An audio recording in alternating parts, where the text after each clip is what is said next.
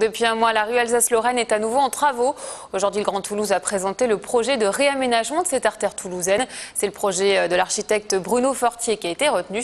Le maire de Toulouse et président du Grand Toulouse, Pierre Cohen, nous fait l'honneur d'être sur notre plateau ce soir pour en parler. Alors déjà, qu'est-ce qui a fait la différence dans ce projet?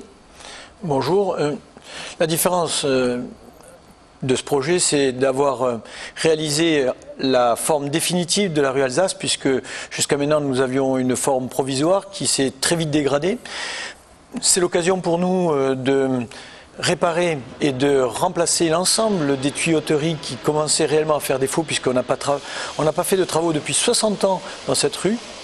Donc on a à la fois un chantier de restauration des réseaux et surtout on a choisi avec Bruno Fortier un projet qui est à la fois sobre, ambitieux par les matériaux et surtout qui permet d'évoluer vers une véritable piétonisation d'une rue qui est emblématique dans Toulouse. À terme, qu'est-ce qui attend les Toulousains? Est-ce que vous pouvez nous en donner des éléments concrets? Alors nous avons un an de réparation et de remplacement de tous les réseaux et nous avons 18 mois à 20 mois de chantier pour restaurer à la fois la rue Alsace dans son tronçon piétonnier et aussi le square du Général de Gaulle, puisque nous voulons aussi que c'est l'articulation entre la rue Alsace et la place Wilson et la place du Capitole puisse être rénovée.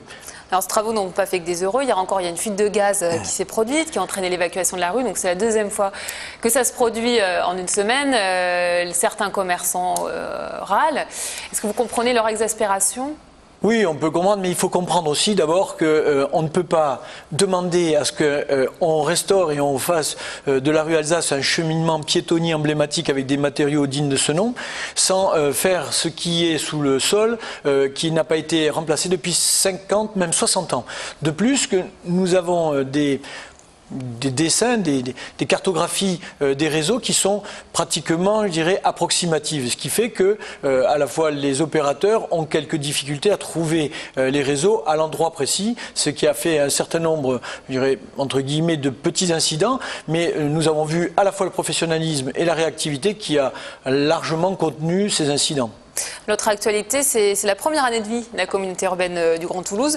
Le transfert des compétences ne s'est pas fait sans mal, voirie, déchets, eau et assainissement. Est-ce qu'on peut considérer aujourd'hui que ce chantier est terminé, que ce transfert est accompli ? Oui, la communauté urbaine a un an. Nous avons enfin réussi à transférer des services qui touchent tous les habitants de la communauté urbaine du Grand Toulouse. C'est à la fois l'occasion d'avoir, par une organisation, des services qui sont réellement en proximité, puisque nous avons réussi à faire 8 pôles avec à la fois des communes de la périphérie, mais aussi des quartiers de Toulouse.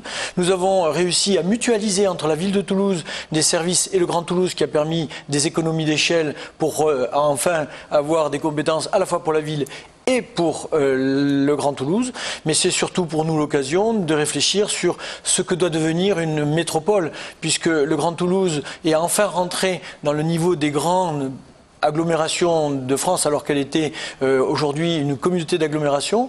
Donc cette communauté urbaine va nous permettre de à la fois réfléchir sur des nouvelles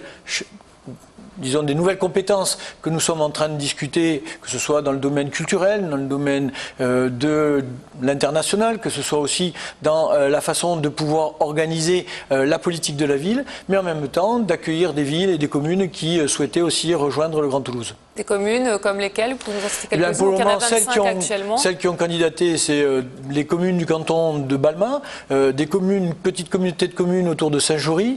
Il y a aussi Montrabé, il y a la commune de Ramonville qui a fait savoir qu'elle souhaitait rentrer dans la communauté urbaine. C'est pour nous l'occasion d'en discuter. Nous n'avons pas ni le prosélytisme ni une volonté d'hégémonie, mais c'est l'occasion peut-être de définir ce que pourrait être une métropole dans le cadre de la prochaine loi.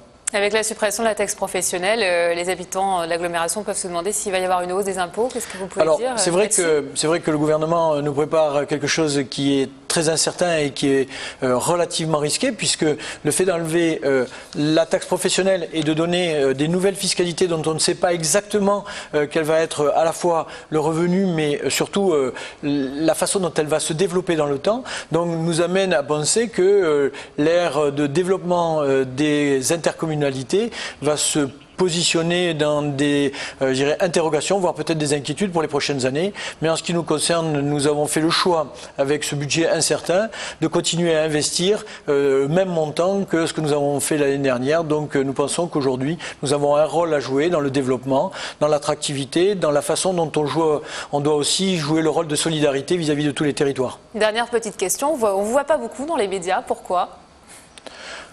Écoutez, d'abord, je crois que j'ai un caractère qui est connu, c'est-à-dire que je pense d'abord important de travailler. Je pense qu'on est dans une période où il faut construire. On a fait en un an une communauté urbaine, c'est-à-dire on a passé 2600 personnes de la ville de Toulouse et des villes périphériques à la communauté urbaine. Je crois qu'on est aujourd'hui dans une organisation qui convient à l'ensemble des maires, puisqu'on l'a fait à l'unanimité. Il me semble que les médias, c'est intéressant quand on a quelque chose à montrer, quand on a quelque chose de construit, quand on a un projet. Et ce que nous avons fait, c'est évidemment de construire. Nous avons réfléchi sur la fabrique urbaine pour avoir un projet urbain pour les années 2030. Nous sommes en train de concevoir avec les partenaires scientifiques comment la ville peut être une ville de la connaissance. Nous avons construit sur l'attractivité nationale et internationale des outils qui nous permettront de pouvoir être comme un certain nombre de villes qui ont réussi à apparaître je dirais, dans le panorama national et européen. Donc de nombreux chantiers. Je vous remercie Pierre Cohen pour vos réponses.